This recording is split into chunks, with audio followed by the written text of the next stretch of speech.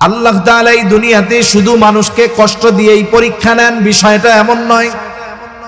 বরং আল্লাহ রাব্বুল আলামিন মানুষকে সুখ, স্বাচ্ছন্দ্য, সমৃদ্ধি, সম্পদ দিয়ে আল্লাহ পরীক্ষা নেয়। সম্মান দিয়েও যেমন পরীক্ষা নেয়, আল্লাহ তাআলা অনুরূপভাবে মানুষকে অভাব, দরিদ্রতা, অসচ্ছলতা, অসুস্থতা দিয়েও আল্লাহ তাআলা পরীক্ষা নেয়। কিন্তু আমরা মানুষ, আমাদের স্বাভাবিক অভ্যাস হলো আমরা যেটাকে পছন্দ করি না শুধু সেটাকেই আমরা আমাদের জন্য পরীক্ষা মনে করি। অথচ আল্লাহ তাআলা অনেক সময় আমাদেরকে আমাদের পছন্দনীয় বস্তু দিয়েও পরীক্ষা নেন। আল্লাহ তাআলা আয়াতগুলোর মধ্যে এই কথাই বলেন, ফাআম্মাল ইনসানু ইযা মাবতালাহু রাব্বুহু ফাআকরামাহু ওয়া না'আমাহু ফায়াকুলু রাব্বি আকরামান। আল্লাহ রাব্বুল আলামিন বলেন, মানুষের পরীক্ষা নেওয়ার জন্য যখন তার রব তাকে সম্পদ দেয়, সম্মান দেয়, ফাআকরামাহু ওয়া না'আমাহু, তাকে সম্মানিত করে, তাকে নেয়ামত সমূহ দেয়, সম্পদ দেয়, টাকা পয়সা দেয়, ওই মানুষটা তখন বলতে থাকে, ফায়াকুলু রাব্বি আকরামান, আমার রব আমাকে সম্মানিত করেছে, আমার রব আমাকে সম্মানিত করেছে। এই কথাটা সে কেন বলে? এ কথা বলার অন্যতম কারণ হলো সে সম্মান এবং সম্পদকে আল্লাহ তাআলার ভালোবাসার মানদণ্ড হিসাবে মনে করে। সে মনে করে আল্লাহ তাআলা তাকেই দুনিয়ায় সম্মান দেয়, তাকেই দুনিয়ায় সম্পদ দেয় যাকে আল্লাহ ভালোবাসে। তাহলে সম্মান সম্পদ যে পায় সে মনে করে আমাকে ভালোবাসে কে? অথচ বলেন তো, এ দুনিয়াতে আল্লাহ তাআলা ফেরাউনকে কম সম্মান বা পাওয়ার দিয়েছিল নাকি? ফেরাউনের পাওয়ারের অভাব নাই, ফেরাউনের ক্ষমতার অভাব ছিল না, কারুনের সম্পদের অভাব ছিল না। কারুনকে আল্লাহ তাআলা এত পরিমাণ সম্পদ দিয়েছে যে কারুনের ধন ভাণ্ডারের চাবি বহন করার জন্য একদল শক্তিশালী যুবকের দরকার হইত। গোটা দুনিয়ার সব মানুষকে যদি জিজ্ঞাসা করি যারা ফেরাউনকে চিনে, কারুনকে চিনে, যদি বলি যে ফেরাউনরে তো আল্লাহ অনেক ক্ষমতা দিছিল, খুব মনে হয় ভালোবাসতো, সকলেই বলবে না, ভালোবাসতো না। মুমিন লাগবে না। আপনি যদি একজন অমুসলিমকেও বলেন তুমি তো মুসলমানদের দেখতে পারো না, ফেরাউনও মুসলমানদের দেখতে পারতো না, তাইলে তোমাদের মধ্যে আর ফেরাউনের মধ্যে এই মিলটা আছে। এক কাজ করো, তুমি তোমার সন্তানের নামটা ফেরাউন রাখো, তোমাকে মাসে মাসে 1000 টাকা ভাতা দেওয়া হবে। মুসলমানরা তো বহুদূর, ফেরাউনের প্রতি একজন কাফেরেরও এতটা ঘৃণা, যতটা ইসলাম বিদ্বেষ তার মনের মধ্যে থাকুক না কেন, সে কখনো নিজের সন্তানের নাম ফেরাউন রাখবে না। কেন? আল্লাহ তো অনেক ক্ষমতা দিছিল, রাখবে কেউ? কাউকে যদি বলা হয় কারুন রাইখো, কেউ রাখবে না। কারুনের সম্পদ ছিল ঠিক, কিন্তু কারুনকে আল্লাহ তাআলা ভালোবাসেন নাই। এজন্য সম্পদ সম্মান দিলেই যে আল্লাহ তাআলা ভালোবাসে বিষয়টা এমন নয়। কিন্তু আফসোস, আমাদের সমাজে, আমাদের দেশে, আপনাদের এলাকায়, আমাদের এলাকায়, সব জায়গায় এমন কিছু মানুষ আছে যেই মানুষেরা তারা মনে করে সম্পদ সম্মান হলো আল্লাহ তাআলার ভালোবাসার প্রমাণ। এজন্য দেখবেন অনেক টাকা পয়সাওয়ালা, অনেক সম্পদওয়ালা মানুষের সামনে গর্ব করে কয় নামাজ কালাম পড়ে না, নাফরমানি করে, ইসলাম বিদ্বেষিতা অন্তরের মধ্যে ভরা, কিন্তু টাকা পয়সা আছে আর দুনিয়াবি সম্মান আছে। কি কয়? যে আরে ভাই আল্লাহ কত ভালোবাসে আমারে, ভালো না বাসলে আল্লাহ কি এগুলা দিত? এরকম বলার লোক তো নাই, আলহামদুলিল্লাহ। আবার দেখেন, আল্লাহ তাআলা যখন মানুষের সম্পদ সম্মান কেড়ে নেন, তাকে রিজিক সংকীর্ণতার মধ্যে ফালান। আল্লাহ তাআলা বলেন, ওয়া আম্মা ইযা মাবতালাহু ফাকাদারা আলাইহি রিজকাহু ফায়াকুলু রাব্বি আহানান। আল্লাহ তাআলা বলেন, মানুষের পরীক্ষা নেওয়ার জন্য যখন তার রব তাকে রিজিক সংকীর্ণতা দেয়, ফাকাদারা আলাইহি রিজকাহু, তার রিজিকের মধ্যে সংকীর্ণতা দেয়, এইবার ওই লোকটা নিজেকে রিজিক সংকীর্ণতার জন্য উপযুক্ত ব্যক্তি মনে করে না, বরং সে নিজেকে সম্মান সম্পদের উপযুক্ত মনে করে। এই জন্য যখন রিজিক সংকীর্ণতা আসে, সে আল্লাহ তাআলাকে তার রিজিক সংকীর্ণতার জন্য দোষারোপ করে বলে, ফায়াকুলু রব্বি আহানান, আমার রব আমাকে অসম্মানিত করেছে। মুফাসসিরিনে কেরাম বলেন, সে কেমন যেন বলতে চায় যে আমি সম্মান সম্পদের উপযুক্ত ছিলাম, কিন্তু আল্লাহ তাআলা আমাকে সম্মান সম্পদ দেয় নাই। এখন দেখেন, ও নিজেকে উপযুক্ত মনে করে, নিজেকে উপযুক্ত মনে করে, এজন্য দোষ দেয় যে আল্লাহ আমাকে সম্পদ দেয় নাই। তাহলে আসলে সে তার কিছু কর্মের কারণে রিজিক সংকীর্ণতার মুখোমুখি হয়েছে। এখন ওই ব্যক্তি যেহেতু নিজের কারণে রিজিক সংকীর্ণতার মুখোমুখি হইল, এখন এই রিজিক সংকীর্ণতার জন্য সে যদি আল্লাহকে দোষারোপ করে, তাহলে এটা আল্লাহর ব্যাপারে সত্য বলা হয় না মিথ্যা বলা হয়?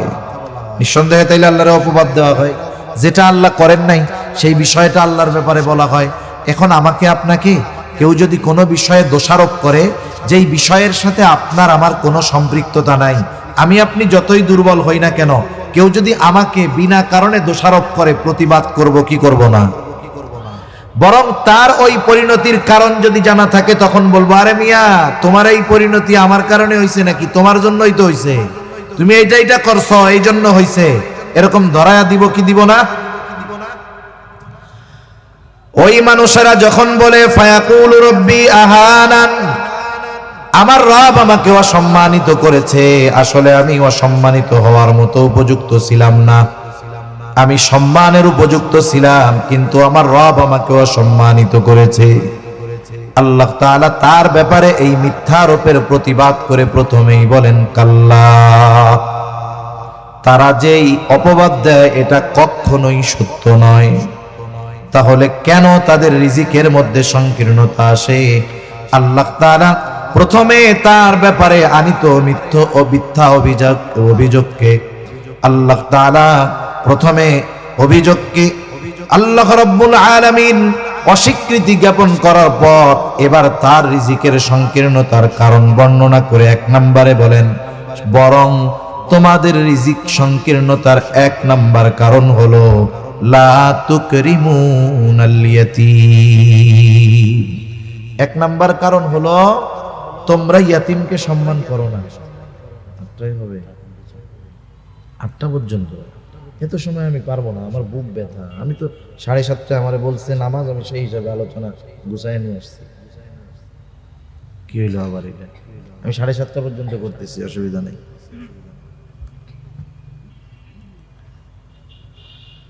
তাহলে 1 নম্বর কারণ বলতেছে যে তোমরা ইয়াতিমদেরকে কি করো না? সম্মান করো না। ইয়াতিমদের সম্মান করার দ্বারা উদ্দেশ্য কি? ইয়াতিমদের সম্মান করার দ্বারা উদ্দেশ্য হলো তোমরা ইয়াতিমদের হক আদায় করো না। ইয়াতিম সাধারণত 2 শ্রেণীর হয়। এক ধরনের ইয়াতিম হয় ধনী ইয়াতিম, আর এক ধরনের ইয়াতিম হয় গরিব ইয়াতিম। ধনী ইয়াতিম যার বাবা মারা গেছে ঠিক, কিন্তু বাবা অনেক সম্পদ তার জন্য রেখে গেছে, টাকা পয়সার তার অভাব নাই, ধন দৌলতের অভাব নাই। এই ইয়াতিম। আরেকজন হলো দরিদ্র ইয়াতিম, যার বাবাও মারা গেছে, টাকা পয়সা ধন দৌলত কিছু রাইখাও যায় নাই। ইয়াতিম ধনী হোক আর গরিব হোক, উভয় ধরনের ইয়াতিমের কিছু হক সমাজের মানুষের উপরে আছে না নাই? ইয়াতিম হোক, ইয়াতিম ধনী হোক আর গরিব হোক, সমাজের মানুষের কাছে সে ইয়াতিম হিসাবে কিছু হক পায়। 1 নাম্বার, সে সকলের কাছে যেই হকটা পাবে, ইয়াতিম ধনী হোক আর দরিদ্র হোক, সেটা হলো ভালো ব্যবহার। 1 নম্বরে কি পাবে?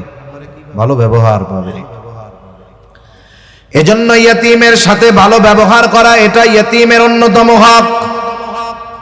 রাসূলুল্লাহ সাল্লাল্লাহু আলাইহি ওয়াসাল্লামের কাছে এক ব্যক্তি আসছে, এসে বলে, ইয়া রাসূলুল্লাহ, আমার হৃদয়টা কঠিন হয়ে গেছে, শক্ত হয়ে গেছে।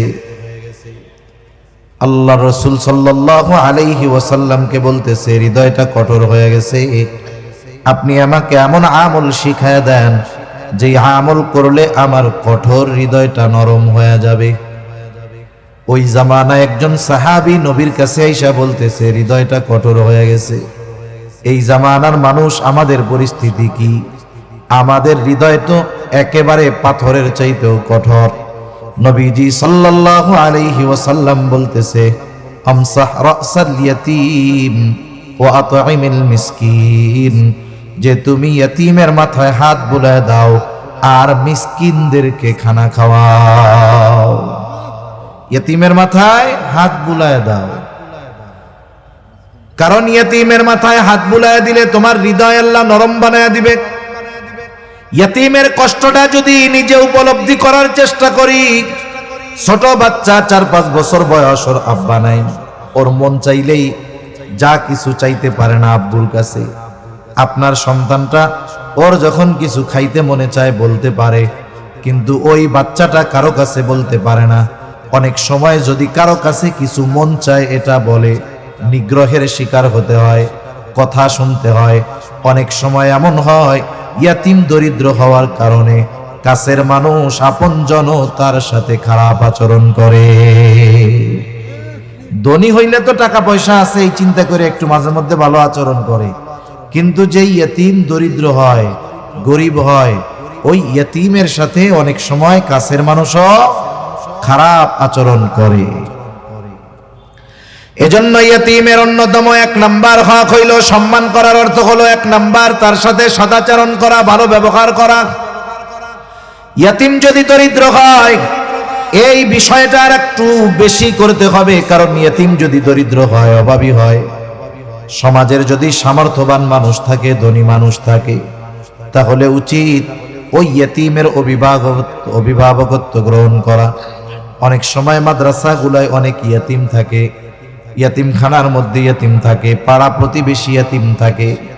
অনেক সময় ওই ইয়াতিম সন্তান বাবাও তেমন সম্পদশালী না, অবহেলার শিকার হয়ে ছেলেটা অনেক সময় খারাপ হয়ে যায়। এজন্য আমাদের উচিত যাদের সামর্থ্য আছে, অ্যাবিলিটি আছে, ইয়াতিমদের অভিভাবকত্ব গ্রহণ করা। কেউ যদি পরিপূর্ণটা গ্রহণ করতে না পারে, কমপক্ষে আংশিক হইলেও অভিভাবক হওয়া। যেমন মাদ্রাসাগুলোর মধ্যে যদি ইয়াতিম থাকে, অসহায় দরিদ্র ইয়াতিম, আপনি গিয়া হুজুরের কাছে বলতে পারেন, হুজুর আমি একটা ইয়াতিমের খরচ চালাইতে চাই, আপনার প্রতি মাসের খরচ চালানোর অ্যাবিলিটি নাই। আপনি বলেন যে হুজুর আমি তার বছরে পোশাক যা লাগে সেটার খরচ দিয়া দিব, আর স্যান্ডেল যত টাকার লাগে আমি দিয়া দিব, তেল পানি সাবান যে কয় টাকার লাগে আমি দিয়া দিব। যে কোনো একটা অংশের অভিভাবকত্ব গ্রহণ করেন, তাহলে লাভটা কি হবে? নবীজি বলেন, হাদিসের মধ্যে আসছে, আমি আর ইয়াতিমের অভিভাবক জান্নাতের মধ্যে পাশাপাশি অবস্থান করব। এই বলে নবীজি এই 2টো আঙ্গুল ইশারা দিয়ে দেখায়া দিলেন, এই 2টা আঙ্গুল যেমন পাশাপাশি অবস্থানরত, নবীজি বলেন আমি আর ইয়াতিমের অভিভাবক জান্নাতের মধ্যে ওই রকম পাশাপাশি অবস্থান করব। আংশিক অভিভাবক হন, লস নাই এতে, নবীর সাথে জান্নাতে থাকা যাবে। এর চাইতে বড় নেয়ামতের আর কিছু আছে নাকি? দুনিয়ার মানুষ, দুনিয়ার একজন প্রসিদ্ধ মানুষের সাথে কিছু সময় কাটাইতে কত আগ্রহী হয়। আচ্ছা, আপনাদের এলাকার কেউরে যদি বলা হয় যে এক কাজ করেন, আপনাকে প্রধানমন্ত্রীর সাথে একবেলা একই টেবিলে একই সাথে বৈশাখ খাওয়ার ব্যবস্থা করে দেওয়া হবে, বা প্রধানমন্ত্রী আপনারা দাওয়াত দিছেন অমুক তারিখ দুপুরবেলা আমার বাসায় বা আমার কার্যালয়ে অথবা আমার বাসভবনে দুপুরে খাবারের দাওয়াত, এই যে আধা ঘন্টা সময় প্রধানমন্ত্রীর সাথে যদি থাকার সুযোগ হয়, এ সুযোগ দুনিয়ার কেউ মিস করবে না, আমি মোল্লাও মিস করব না। ঠিক কিনা বলেন? যদি 20-50 লাখ খানিক খরচও হয়, কেউ পিছ পা হবে না। নিজের কাছে না থাকলে অন্যর কাছ থেকে কর্জ নিবে, ধার নিবে, চিন্তা করবে 1 লাখ খরচ করে যদি যাইতেও হয় অসুবিধা কোথায়। ওনার কাছে একটু নিজের কথাটা যদি বইলাই দিতে পারি, তাইলে 10 লাখ আসার ব্যবস্থা হয়েও যাইতে পারে। ঠিক কিনা বলেন? এই আশায় সর্বোচ্চ প্রচেষ্টা করে প্রধানমন্ত্রীর সাথে কিছু সময় থাকার, কাটানোর এই সুযোগ অর্থ খরচ করে হলেও আমরা মিস করব না। অথচ নবীজি তার সাথে থাকার ব্যবস্থা আমাদের জন্য করে দিচ্ছেন। নবীজির সাথে থাকতে পারার সংবাদ শুনে সাহাবায়ে কেরাম সবচাইতে বেশি খুশি হয়েছে। এত খুশি সাহাবায়ে কেরাম আর কোনো খবরে হয় নাই। মূল অপারেটর কি আছেন এখানে? আপনি অপারেটর মূল, রিভার্ব দিয়ে আওয়াজ ছাড়েন। আপনারে বারবার বলতেছি, আপনি বুঝেন না, শব্দ টানতেছেই না, অনেক জোরে বলতেছি আমি। ডিলে মিলে তো ঠিক মতো দিচ্ছেন, রিভার্ব দিয়ে আওয়াজটা ছেড়ে দেন যেন একটু আরামে কথা কইতে পারি।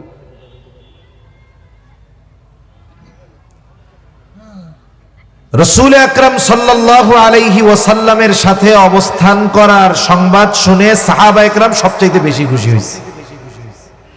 হযরত আনাস রাদিয়াল্লাহু তাআলা আনহু থেকে বর্ণিত হাদিস, নবীজি সাল্লাল্লাহু আলাইহি ওয়াসাল্লামের কাছে এক গ্রাম্য সাহাবী আসছে। গ্রামের মানুষ অনেক সময় তাদের সরলতাকে আমরা মূর্খতা মনে করি। গ্রামের মানুষ হলো সরল। এই মানুষটা এসে নবীজির কাছে সরাসরি প্রশ্ন করতেছে, ইয়া রাসূলুল্লাহি মাতা সাআহ, হে আল্লাহর রাসূল, কিয়ামত কখন হবে? নবীজি আরেকজনের সাথে কথা বলতেছিলেন, ওই অবস্থায় লোকটা এসে নবীজিকে প্রশ্ন করছে। নবীজি ওই ব্যক্তির সাথে কথা শেষ করার পরে বলতেছেন, ওই লোকটা কোথায় যে জিজ্ঞাসা করলো কিয়ামত কখন হবে? লোকটা বলে, আনা ইয়া রাসূলুল্লাহ, হে আল্লাহর রাসূল, আমি জিজ্ঞাসা করেছি। নবীজি সাল্লাল্লাহু আলাইহি ওয়াসাল্লাম তার প্রশ্নের জবাব দেওয়ার আগে তাকে উল্টা পাল্টা প্রশ্ন করলেন। কারণ তার প্রশ্নের ভাবটা এমন ছিল না যে সে জানতে চায় কিয়ামত কখন আসবে, বিষয়টা এমন নয়। বরং তার প্রশ্ন করার ভাবে মনে হইতেছিল সে কিয়ামতের জন্য অপেক্ষা করতেছে, কিন্তু কিয়ামত আসতেছে না। বলার বা বাচন ভঙ্গি এরকম ছিল আর কি। মনে করেন আপনি গেছেন গ্রামের বাড়িতে যাবেন, বাড়ি এখানে যারা বাড়ি দূরে, এখন আপনি গাবতলী গেছেন টিকিট কাটার জন্য। টিকিট কাটার আগে আপনি কাউন্টারে গিয়ে জিজ্ঞাসা করছেন যে বাস কখন আসবে। এখন গাড়িওয়ালা বা ওইখানে কাউন্টার মাস্টার বলল বাস 10টার সময় আসবে। আপনি একটা টিকিট নিলেন, বললেন যে আমার একটা টিকিট দেন 10টায়। এখন 10টা পার হয়ে 10:30 বেজে গেছে। এখন আপনি গাড়ি আসতেছে না, আধা ঘন্টা লেট হয়ে গেছে, পার হয়ে গেছে। এখন আপনি গিয়ে তারে আবার জিজ্ঞাসা করলেন বাস কখন আসবে।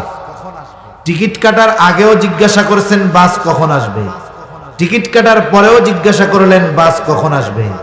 বলেন তো, টিকিট কাটার আগে বাস কখন আসবে আর টিকিট কাটার পরে বাস কখন আসবে একই বাক্য, বলেন তো। কিন্তু আগের বাস কখন আসবে আর পরে বলা বাস কখন আসবে, তফাৎ আছে না নাই? কি তফাৎ আছে আমি একটু বলি। প্রথমটা হলো আপনি তার কাছ থেকে শুধু খবর জানতে চাইছেন কখন আসবে, সে বলছে 10টায় আসবে। এখন আপনি টিকিট কাটছেন, খবর জানা শেষ, টিকিট কাটলেন। এখন যখন আধা ঘন্টা পার হয়ে গেছে বাস আসে না, এখন যা জিজ্ঞেস করছেন বাস কখন আসবে। এখন আপনি খবর জানতে চান নাই। এই কথার ভিতরে কি আছে জানেন? এই মিয়া, 10টায় বাস আসার কথা, আধা ঘন্টা পার হয়ে গেল, বৈশা রইছি মিয়া, এখনো বাস আসার খবর নেই কেন? এখন বলেন তো, এই যে বাস কখন আসবে একই বাক্য যদিও, কিন্তু সময় বা বাচনভঙ্গির পরিবর্তনের কারণে অর্থ বা বুঝের পরিবর্তন হয়েছে কি হয় নাই?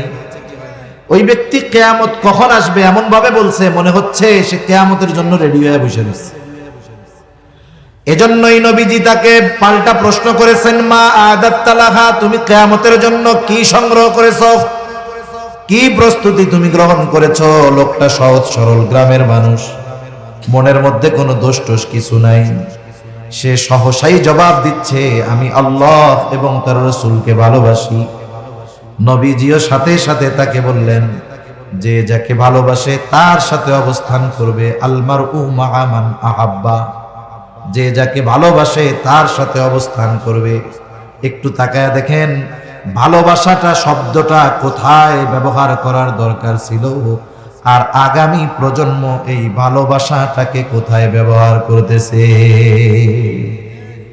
আল্লাহই জানে। এক সময় কেউ যদি কেউরে বলে যে আমি তোমারে ভালোবাসি, এটা গালাগালির মতো হয়ে যেতে পারে, ঠিক নাই তো?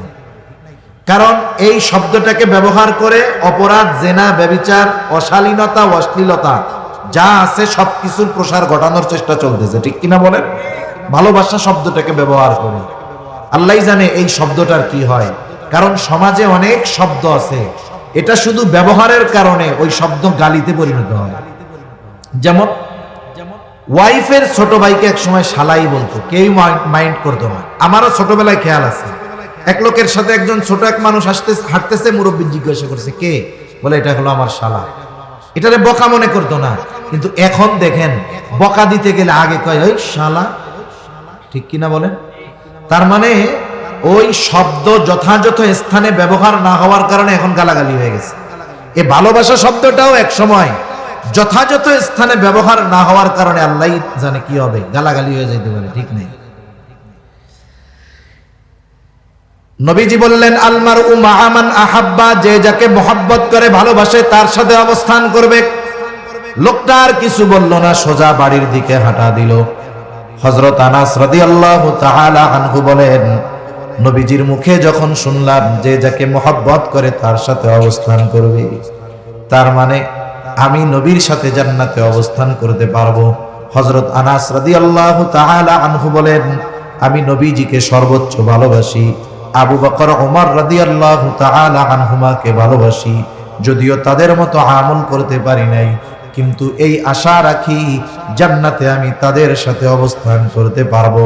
হযরত আনাস রাদিয়াল্লাহু তাআলা আনহু আরো বলেন, নবীজির মুখে এই কথাটা শ্রবণ করবার পর যে যাকে মহব্বত করে তার সাথে অবস্থান করবে, আমরা এতটা খুশি হয়েছি ইসলাম গ্রহণের পরে আর কোন কথার দ্বারা এতটা খুশি হই নাই।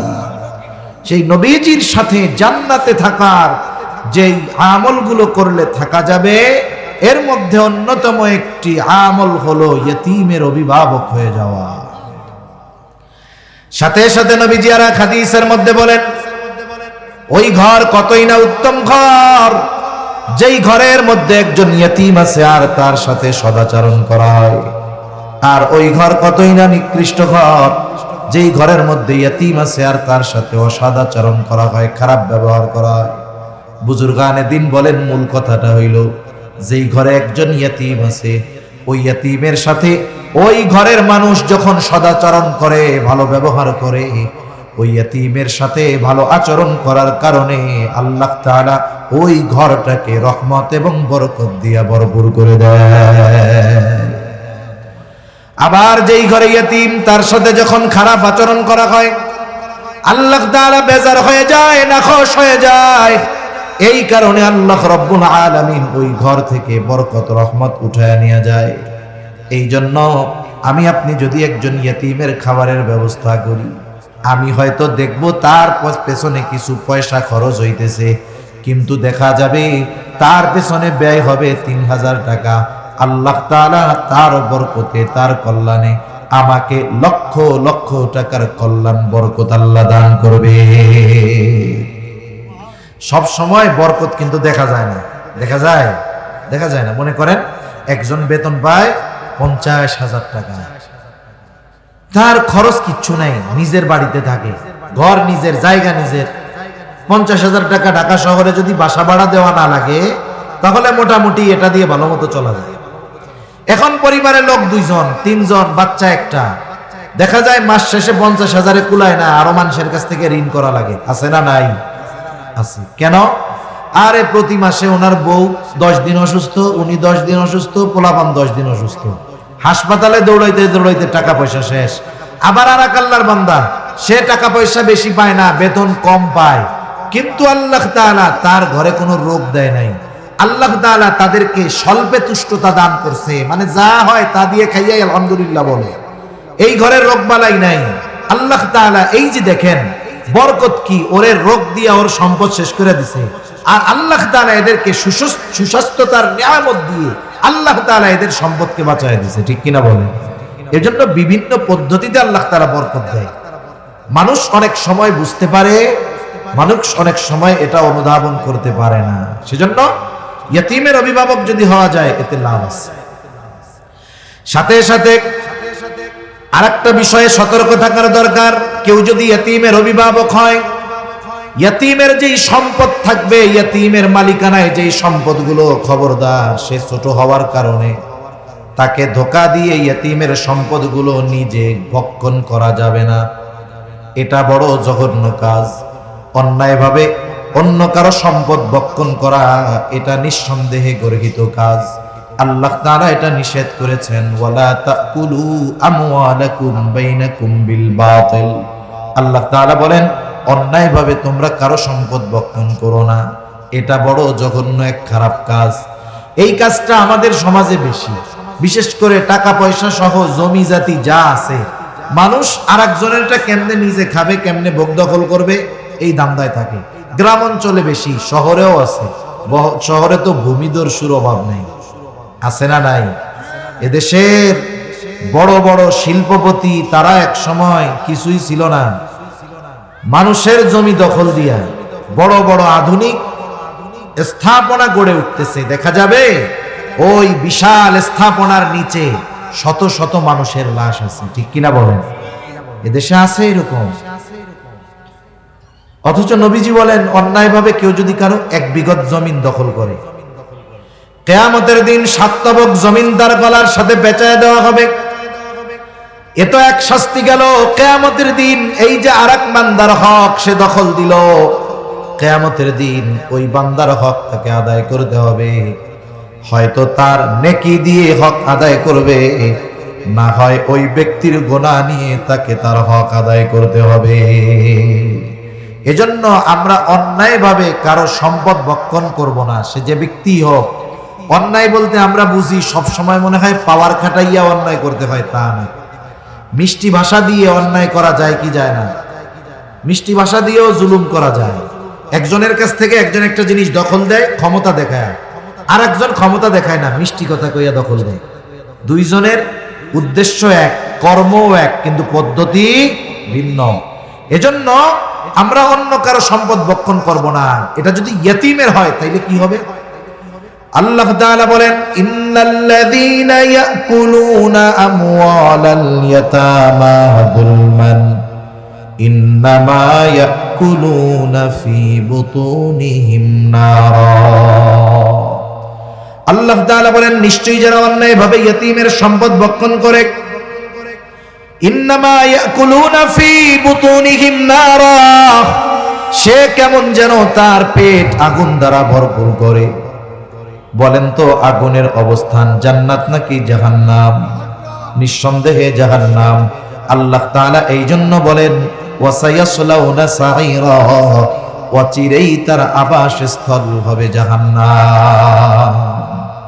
এজন্য ইয়তীম যদি কারো অধীনে থাকে, ইয়তীমের সম্পদের হেফাজত করা, ইয়তীমের সাথে ভালো আচরণ করা, ইয়তীমের হক আদায় করা, এটাই হলো ইয়তীমকে সম্মান করা। যারা ইয়তীমকে সম্মান করে, আল্লাহ তাআলা বলেন তাদের রিজিক আল্লাহ প্রশস্ত করে দিবে। আর যারা ইয়তীমকে অসম্মান করে তথা ইয়তীমের সাথে খারাপ আচরণ করে, ইয়তীমের হক নষ্ট করে, ইয়তীমের সম্পদ ভক্ষণ করে, বলে তোমার কাগজে কলমে সম্পদ থাকবে কিন্তু আমি আল্লাহ তোরে খাইতে দিব না, ঠিক কিনা বলেন? তাহলে মানুষের রিজিক সংকীর্ণতার 1 নাম্বার কারণ ইয়তীমের হক আদায় না করা। 2 নাম্বার কারণ আল্লাহ রাব্বুল আলামিন বলেন, আল্লাহ তাআলা বলেন, ওয়ালা তাহাদ্দুনা আলা তুআমিল মিসকিন। আল্লাহ রাব্বুল আলামিন বলেন, তারা মিসকিনদেরকে খানা প্রদানে উৎসাহ দেয় না, অপরকে উৎসাহ দেয় না, বরং নিরুৎসাহিত করে। এখানে আল্লাহ তাআলা একজনের দ্বিতীয় দোষটাকে তুলে ধরেছেন। আর দ্বিতীয় দোষ তুলে ধরলে প্রথমটা এমনিই ওর মধ্যে চলে আসে। বলেন তো 2 এর মধ্যে 1 আছে না নাই? 2 এর মধ্যে অবশ্যই 1 আছে, 2টা 1 যোগ হইয়াই 2 হয়েছে। এখন আল্লাহ তাআলা কেন এ কথা বললেন না যে ওরা ইয়তীমদের খানা দেয় না? এটা না বলে কি বলছেন? ওরা ইয়তীমদেরকে খানা প্রদানে উৎসাহ দেয় না, মিসকিনদেরকে খানা প্রদানে উৎসাহ দেয় না, বরং নিরুৎসাহিত করে। এখন বলেন তো, যেই ব্যক্তি নিজে মিসকিনদেরকে খানা খাওয়ায় না, ও কি আরেকজনকে বলবে যে তুমি খাওয়াও? বলবে? বলবে না। কারণ ও বলবে আরে মিয়া তুমি নিজে খাওয়াও না আর একজনের ওয়াজ করতেছো, তাই না? এজন্য আল্লাহ তাআলা তার দ্বিতীয় ত্রুটিটা উল্লেখ করে বুঝাইলেন যে ও নিজেও তো খানা দেয় না, অপরকেও খানা দানে উৎসাহ প্রদান করে না। অথচ খানা খাওয়ানো ফজিলতের কাজ। খানা খাওয়ানো কিসের কাজ? ফজিলতের কাজ। রাসূল আকরাম সাল্লাল্লাহু আলাইহি ওয়াসাল্লামের কাছে একজন আসছে, এসে জিজ্ঞাসা করতেছে আইয়ুল ইসলামে খায়র, ইসলামের মধ্যে সর্বোত্তম আমল কোনটা? নবীজি ছিলেন উম্মতের রূহানি ডাক্তার। একই প্রশ্ন একাধিক ব্যক্তি যদি করত, ব্যক্তির অবস্থার আলোকে নবীজি জবাব দিতেন। যেমন ডাক্তারের কাছে একই রোগ নিয়ে দুইজন গেছে, কিন্তু দুই রোগীর অবস্থা দুই রকম। বলেন তো, একজন ডাক্তারের কাছে একটা রোগ নিয়ে গেছে, তার ডায়াবেটিস আছে, হাই প্রেশার আছে, কিডনির অসুবিধা আছে। এই লোকের ক্ষেত্রে ওই রোগের ওষুধটা ডাক্তার দিবে একরকম। আবার একই রোগ নিয়ে আর একজন গেছে, তার অন্য কোনো রোগ নাই, তার ব্যাপারে ওষুধ দিবে আর এক রকম। ঠিক কিনা গণ? এখন যদি দুইজন কয় কেমন ডাক্তার, আমিও জ্বর নিয়ে গেলাম, তুমিও জ্বর নিয়ে গেলাম, আমারেও যা দিছে তোমারে তো তা দেয় নাই, তাহলে ডাক্তার মনে হয় ভালো না। বিষয়টা কি এমন নাকি? বরং ডাক্তার তো এক্সপার্ট, এই জন্য রোগীর অবস্থা বুঝে ওষুধ দিছে, যে জানে যে ওই সুস্থ ব্যক্তিকে জ্বরের ওষুধ যা দিয়েছি, টাইফয়েডের ওষুধ যা দিয়েছি, এই ডায়াবেটিক্স ওয়ালা, হাই প্রেশার ওয়ালা, কিডনির রোগীওয়ালারা যদি দেই ও মরে যেতে পারে। নবীজি উম্মতের রূহানি ডাক্তার ছিলেন। এজন্য একই প্রশ্নের ক্ষেত্রে ব্যক্তির অবস্থার আলোকে নবীজি জবাব দিতেন। এই ব্যক্তির এই প্রশ্নের জবাবে নবীজি বলতেছেন তুতাইমুত তাআম ওয়া তাকরাউস সালাম আলা মান আরাফতা ওয়া মান লাম তারিফ। নবীজি বলেন যে তুমি মানুষকে খানা খাওয়াও আর পরিচিত অপরিচিত সবাইকে বেশি বেশি সালাম দাও। মানুষকে খানা খাওয়াও আর পরিচিত অপরিচিত সবাইকে বেশি বেশি সালাম দাও। নবীজি যখন খানা খাওয়ানোর কথা বলেছেন, কোনো ক্লাসিফিকেশন করেন নাই, স্তর বিন্যাস করেন নাই, বলেন নাই যে গরিব রে খাওয়াইবা, ধনী রে খাওয়াবা না, পরিচিতকে খাওয়াইবা অপরিচিতকে খাওয়াইবা না। তার মানে বোঝা গেল আমি আপনি খানা যাকেই খাওয়াই না কেন, আল্লাহর সন্তুষ্টির জন্য যদি খানা খাওয়ানো হয়, বলেন তো ফজিলত আছে না? না, নিঃসন্দেহে ফজিলত আছে। আচ্ছা, নামাজ 8টায় হবে তাই না? 8টায়, আমি 8:45 পর্যন্ত করি, কি বলেন? 7:30 পর্যন্ত করতে চাইছিলাম, এরপরে আবার চিন্তা করলাম 8টায় হইলে 15 মিনিট গ্যাপ, কষ্ট হবে না তো আপনাদের? নামাজ কি মসজিদেও 8টায় হবে? আচ্ছা, আজান 8:45 হবে, আমরা এই পর্যন্ত কথা বলি। এখন খানা খাওয়ানো ফজিলতের কাজ। তাহলে বোঝা গেল একজন গরিব মানুষ সে যদি আল্লাহর সন্তুষ্টির জন্য, আল্লাহর খুশির জন্য কোটিপতিকে খানা খাওয়ায়, ফজিলত আছে না নাই? এটা হলো আম ফজিলত। শুধুমাত্র নিয়ত থাকতে হবে খাওয়াচ্ছি কার জন্য? আল্লাহর জন্য, তাইলে ফজিলত আছে।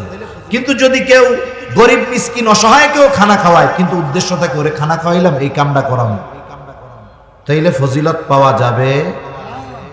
এটা সাহাবায়ে কেরামের একটা গুণ, তারা মানুষকে আল্লাহর জন্য খানা খাওয়াইত। আল্লাহ রাব্বুল আলামিন বলেন তাদের ক্যারেক্টার কেমন ছিল? তারা মানুষের কাছে খানা খাওয়াইয়া বিনিময় আশা করত না, বিনিময় আশা করত আল্লাহ তাআলার কাছে। আল্লাহ তাআলা তাদের এই অবস্থার কথা কোরআনুল কারীমের মধ্যে বলেন, ইন্নামা মুতঈমুকুম লিওয়াজহিল্লাহ লা নুরিদু মিনকুম জাযাআন ওয়ালা শুকুরা। তারা কি বলতো? বলে ইন্নামা নুতঈমুকুম লিওয়াজহিল্লাহ, তোমাদেরকে খানা খাওয়াইছি একমাত্র আল্লাহর জন্য, লিওয়াজহিল্লাহ, আল্লাহর জন্য খানা খাওয়াইছি, তথা আল্লাহ তাআলার সন্তুষ্টির জন্য খানা খাওয়াইছি।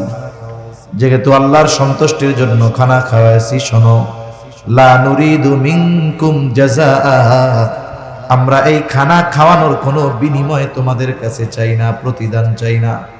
অনেক সময় আমরা মানুষের উপকার করি, যার উপকার করলাম অনেক সময় বিনিময় আশা করি, দিল না, কমপক্ষে আশা করি যে তার এত উপকার করলাম, একটু ধন্যবাদ তো দিবে, থ্যাংক ইউ তো দিবে, কৃতজ্ঞতা তো প্রকাশ করবে। বলি না এরকম?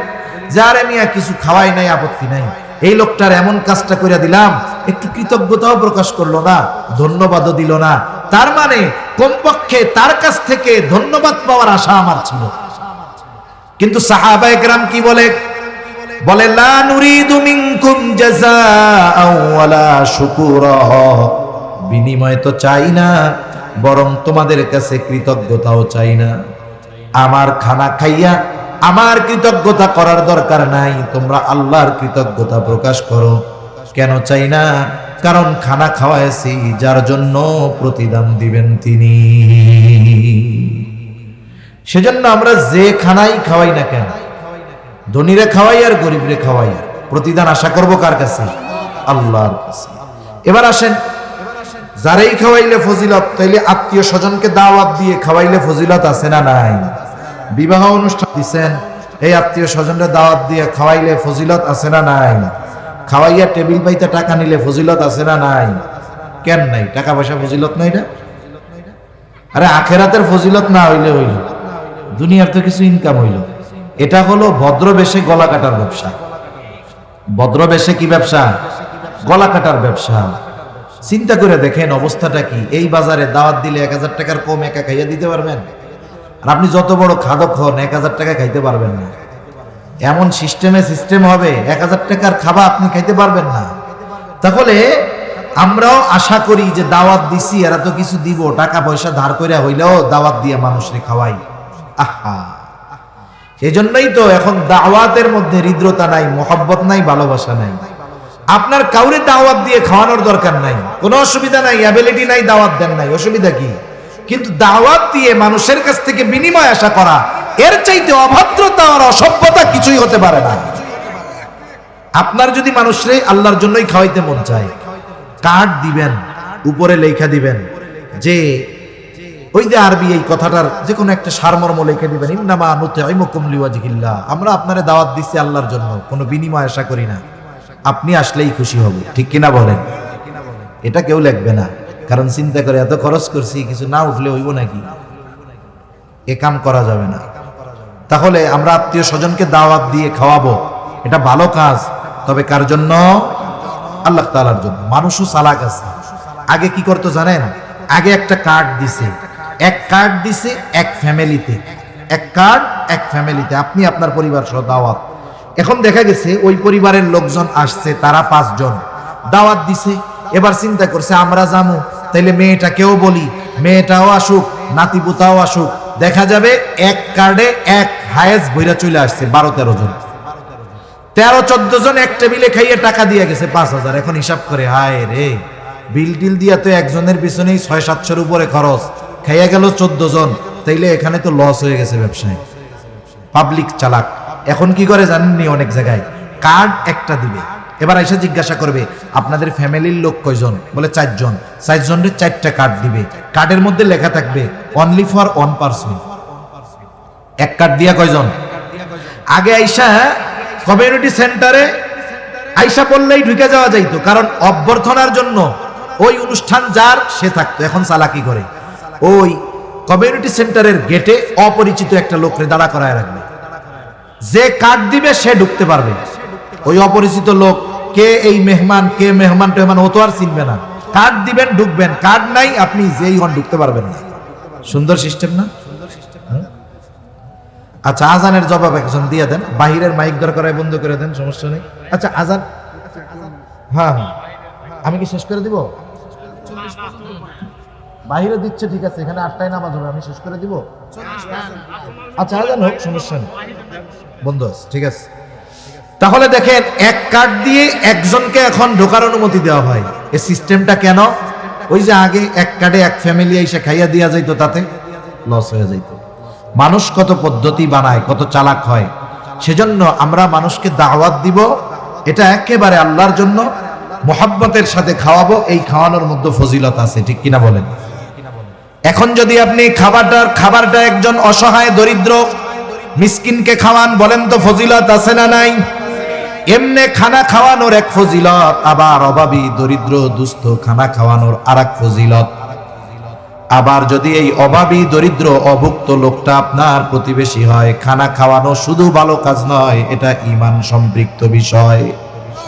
নবীজি সাল্লাল্লাহু আলাইহি ওয়াসাল্লাম বলেন, লাইসাল মুমিন আল্লাযী ইয়াশবাউ, ওই ব্যক্তি মুমিন নয় যে নিজে পেট পুরে খায় আর তার প্রতিবেশী অভুক্ত থাকে। নবীজি বলেন সে মুমিন নয়। এই যে আজকে শাবানের 4 তারিখ, আর মাত্র 25 দিন বা 26 দিন পর রোজা শুরু হয়ে যাবে। আমার আপনার টেবিলে ইফতারের সময় দেখা যাবে 10 প্রকারের আইটেম আছে, তরমুজটা নাই। আফসোস লাগবে, আহারে তরমুজটা থাকলে কত ভালো হইতো। আপনার আমার 10 প্রকারের আইটেম থাকার পরেও একটার জন্য আফসোস করতেছি, অথচ দেখা যাবে আপনার প্রতিবেশী একেবারে পান্তা ভাতার শুকনা মরিচ নিয়ে ইফতার করার জন্য বসে আছে। এরকম সমাজে কম বেশি আছে তো। আপনি আপনার প্রতিবেশীর দিকে একটু নজর দেন, আইটেম 2টা কমায় দেন, ওই 2 আইটেম আপনি আপনার ওই মানুষদের জন্য ব্যয় করেন। অনেক মানুষ আছে এই রোজা রেখে পরিশ্রম করে কষ্ট করে রোজাও রাখে। রোজার মাস আসলে অনেক মুমিন খুশি হয় যে আমরা ইবাদত বন্দেগী করতে পারবো, আর ওই মানুষগুলো খুশি হওয়ার সাথে সাথে কপালে ভাঁজ পড়ে যায়, কারণ সে দৈনিক উপার্জন না করলে তার রোজা রাখার ব্যবস্থা হবে না। তাহলে দিনে তাকে পরিশ্রম করতে হবে, আবার রোজা রাখতে হবে, নাইলে খাবারের ব্যবস্থা হবে না। এইরকম মানুষগুলো একটু খুঁজেন। যেই মানুষের এরকম অবস্থা, আপনি তার জন্য একটু সাহায্যকারী হয়ে যান। তারা ফ্যামিলিতে 2 জন মানুষ, অথবা সে একা ঢাকায় থাকে, আপনি তাকে বলেন যে ভাই, এই যে রোজার মাস, এই গোটা রোজার মাস আপনি আমার মেহমান, সাহরি ইফতার আপনি আমার সাথে করবেন, অসুবিধা কি? আপনি 5 আইটেম থেকে 2 আইটেম কমায় দেন, 10 আইটেম থেকে 2 আইটেম কমায় খান। তাহলে কি হবে? ওকে ইনক্লুড করতে পারলেন, লাভ কি হবে? আপনার আমার আমল কি হবে জানি না, আপনার আমার রোজা হবে কি হবে না জানি না, কিন্তু ওই রোজাদারের সাহরি ইফতারের ব্যবস্থা করার কারণে ওই ব্যক্তির রোজা রেখে যেই সওয়াব পাবে, ওই পরিমাণ সওয়াব আল্লাহ তাআলা যিনি মেহমানদারির ব্যবস্থা করলেন, আল্লাহ তাআলা তাকেও দিয়ে দিবে। সুবহানাল্লাহ। রোজার মাসে তো নেক কামানোর ব্যবসা, সওয়াব কামানোর ব্যবসা, ঠিক কিনা বলেন? এজন্য আমরা একটু প্রতিবেশীর দিকে খেয়াল রাখবো তো ইনশাআল্লাহ, একটু খেয়াল রাখবো ইনশাআল্লাহ। তাহলে আল্লাহ তাআলা বলেন, ওয়ালা তাহাদ্দুনা আলা তুআমিল মিসকিন। রিজিক সংকীর্ণতার দ্বিতীয় কারণ হলো তোমরা নিজেরাও অসহায়দেরকে খাওয়াও না, অপরকেও খানা দিতে উৎসাহ দাও না। আমি যদি না খাওয়াইতে পারি, আমি আরেকজনকে উৎসাহ প্রদান করব। যদি তাও না পারি, আমার আপনার কাছে কেউ যদি কখনো কিছু চায়, দিতে না পারলেও খারাপ আচরণ করে ফিরিয়ে দিব না, বরং তাকে ভালো আচরণের মাধ্যমে ফিরাইয়া দিব। অনেক সময় তারাও তো মানুষ, অনেক সময় দেওয়ার পরেও তারা নাখোশ হয়। একজনের কাছে বারবার চাইতেছে, এখন সে করলো কি, 50 টাকা 100 টাকা দিয়ে দিল, দিয়ে বলে ধর ফকিন্নি, তো গোজালা আর বাঁচি না, ধর যা। আরেকজন সে দিতে পারে নাই, সে সুন্দর ভাষায় বলতেছে, ভাই আমার কাছে তো এখন নাই, কেমনে দিব, দিতে তো মন চায়, আমি দোয়া করি আল্লাহ তোমার কষ্ট দূর করে দিক, তুমি আবার আইসো, দেখা হইলে ইনশাল্লাহ তোমারে আমি দিব। এখন বলেন তো, একজন 100 টাকা দিয়ে খারাপ ব্যবহার করলো, আর একজন না দিয়ে ভালো ব্যবহার করলো, ওই ব্যক্তি কার প্রতি খুশি হবে? নিঃসন্দেহে ভালো ব্যবহারকারীর উপরে খুশি হবে। এজন্য নবীজি বলেন, উত্তম কথাও সাদকা। আপনি তাকে না দিয়ে ভালো ব্যবহার করে কবুল সাদকার মালিক হয়ে গেলেন, সওয়াব পেয়ে গেলেন।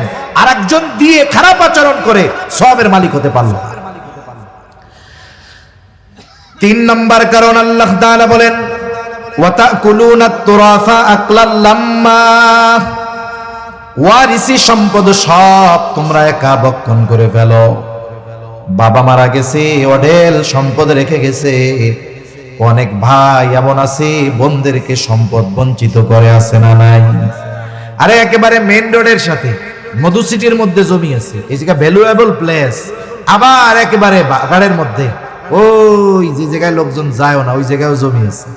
এবার ভাইরা চিন্তা করে, এখান থেকে যদি বোনদেরকে দিয়া দেই তাহলে তো জমি কমে যাবে, সিস্টেমে বোনদেরকে এই দামি সম্পদ বঞ্চিত করে আর এক জায়গা থেকে দেয়, আছে না নাই?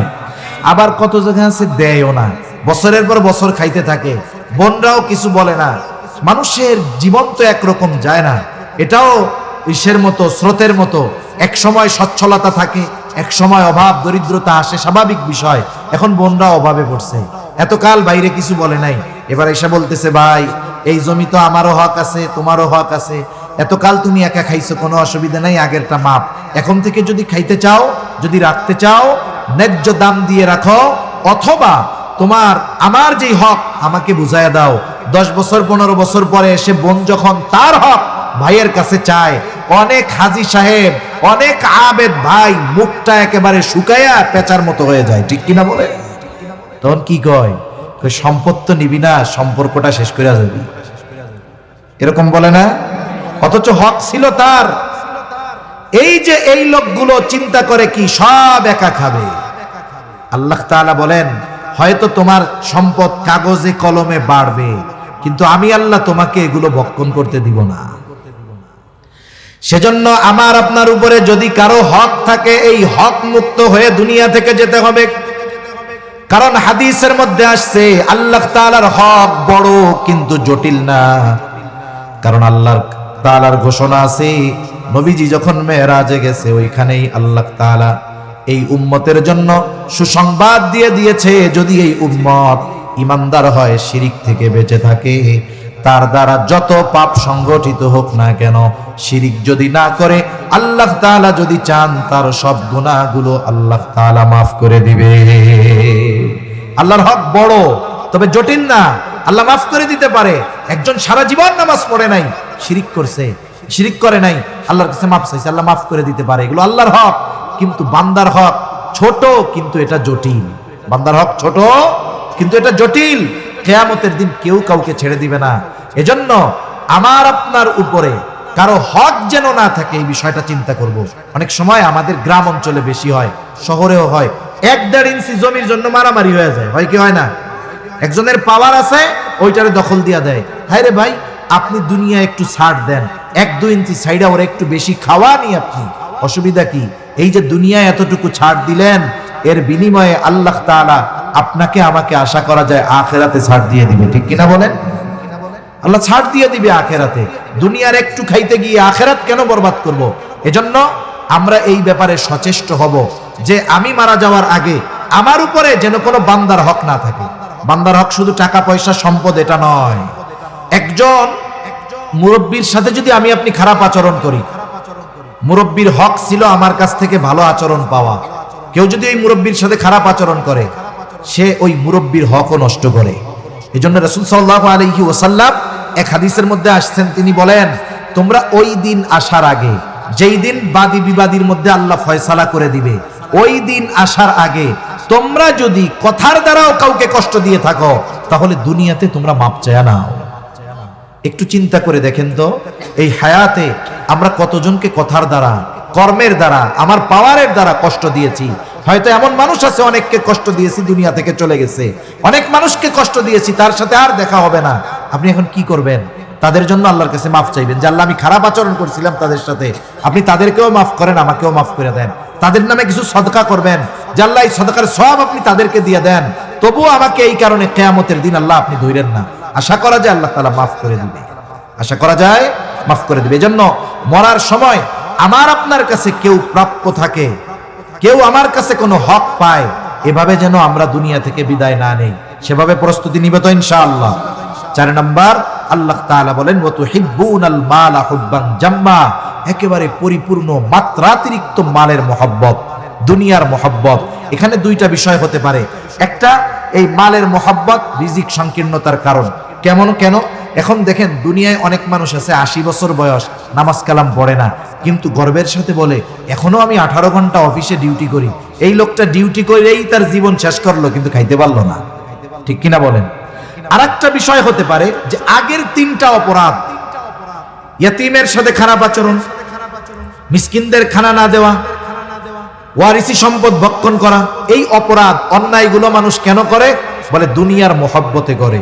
আপনি যদি এই জিনিসটা একটু চিন্তা করেন, আমরা যদি একটু ভাবি, এই পৃথিবীতে যত অপরাধ হয়, যত গুনাহ হয়, ঘুষ, সুদ, অন্যের হক মারা, অন্যকে হত্যা করা, যত ধরনের অপরাধ আছে, সব ধরনের অপরাধ এর মূল উদ্দেশ্যটা যদি আপনি বের করেন, দেখবেন সব অপরাধের পেছনে যেই কারণটা কমন থাকবে, কমন মানে কারণ বিভিন্ন হতে পারে, কিন্তু সব অপরাধের পিছনে ওই কারণটা পাওয়া যাবে, ওটার নাম হলো দুনিয়া।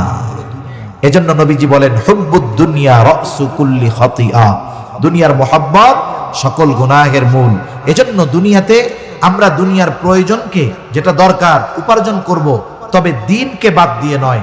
আমি যদি দিনকে প্রাধান্য দিয়ে দুনিয়া যদি বৈধভাবে উপার্জন করি, কোটিপতি হই, মিলিয়নার হই, বিলিয়নার হই, কোনো অসুবিধা নাই, তবে দিনকে আগে ঠিক রাখতে হবে।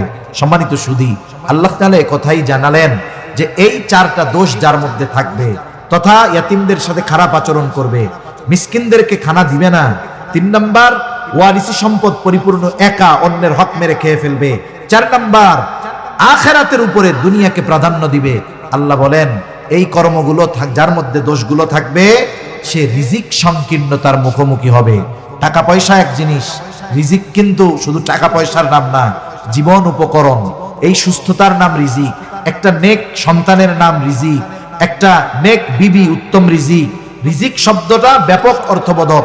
এই টাকা পয়সা থাকলেই রিজিক তা না, দেখা যাবে টাকা পয়সা অনেক আছে কিন্তু অন্যান্য দিক দিয়ে আল্লাহ এমন সংকীর্ণতা দিছে যে সে এই দুনিয়ায় কেমন যেন থুকে থুকে মরতেছে, ঠিক কিনা বলেন? আল্লাহ সুবহানাহু ওয়া তাআলা এই বিষয়গুলো, এর বিপরীত যেই ভালো দিকগুলো আল্লাহ আমাদের দান করুক, সাথে সাথে বরকতময় প্রশস্ত রিজিক আল্লাহ তাআলা আমাদের সকলকে নসিব করুন।